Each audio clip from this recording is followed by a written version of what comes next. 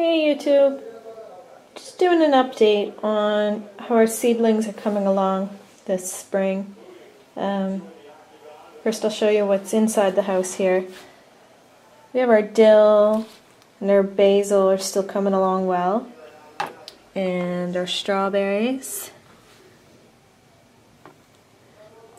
chocolate cherry tomatoes,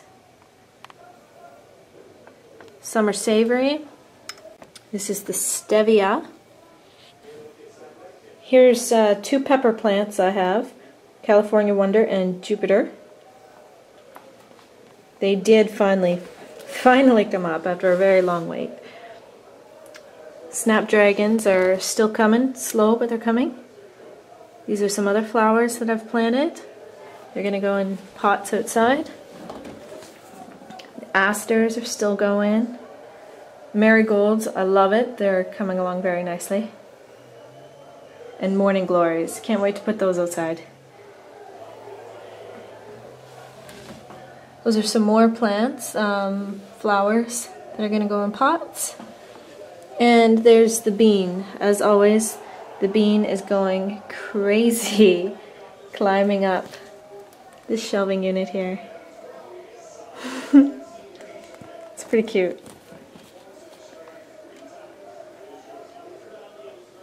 People have asked us if we can grow them some things like cilantro. So back there, that's going to be for Randy's mom. And then these are for friends and stuff. It's kind of funny. Alright, let's go see how everything outside is doing. Okay, we're outside. And what you're looking at right here is spinach. I planted this quite a few weeks ago and I'd just about given up on it, thinking I had to plant some more seeds when, lo and behold, the spinach popped through the ground.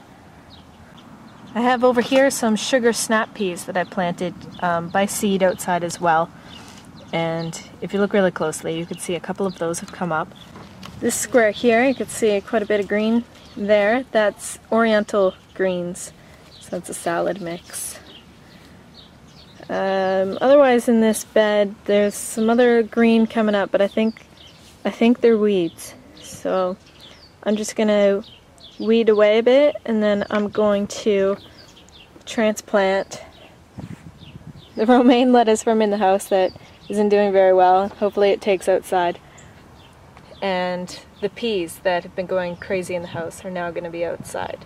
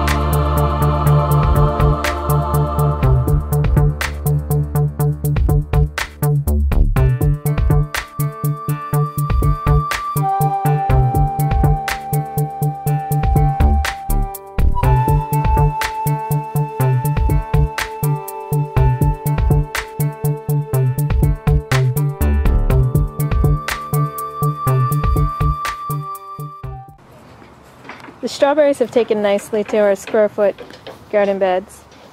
I took our one big plant and I split it up when I planted them. And they look fabulous.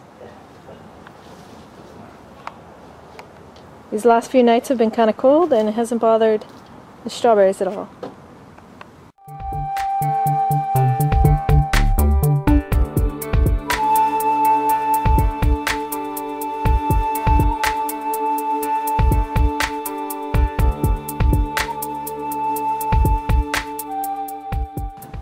transplanted my broccoli seedlings a while back, and although they haven't really taken off or anything, they seem to have taken well to the soil here.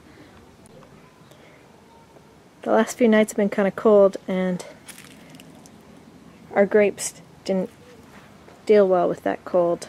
The grapes were very much acclimatized to warmer temperatures because they were in our house, and then we brought them out when it was pretty warm out for a few days straight.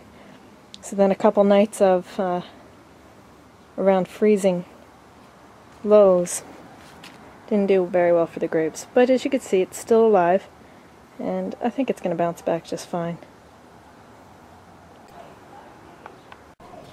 As always, our herb garden is taking off. This is the cilantro that Randy was talking about last time we did an update, and you saw there were these tiny little sprouts at the time, and they've really taken off. That's the horseradish there. Lemon balm. Somebody asked us what you do with lemon balm, and I don't know, but it does smell lovely. I know. What do you do with it, Randy? You put it in tea, and you can crush it up and use it in a pesto if you want a lemony taste. You put it in chicken. You pretty well use it in anything you want to have a kind of lemon taste to your food. So it really adds a little bit of spice. Put it in salads as well, with your dressing or whatever. Sometimes I cut sprigs of it and just put it in the house so I have a nice fresh lemon scent, because I like the smell of citrus. Randy didn't think the dill was going to come back on his own, so with the seeds that we harvested last year, he sprinkled some out here, planted a whole lot of them apparently.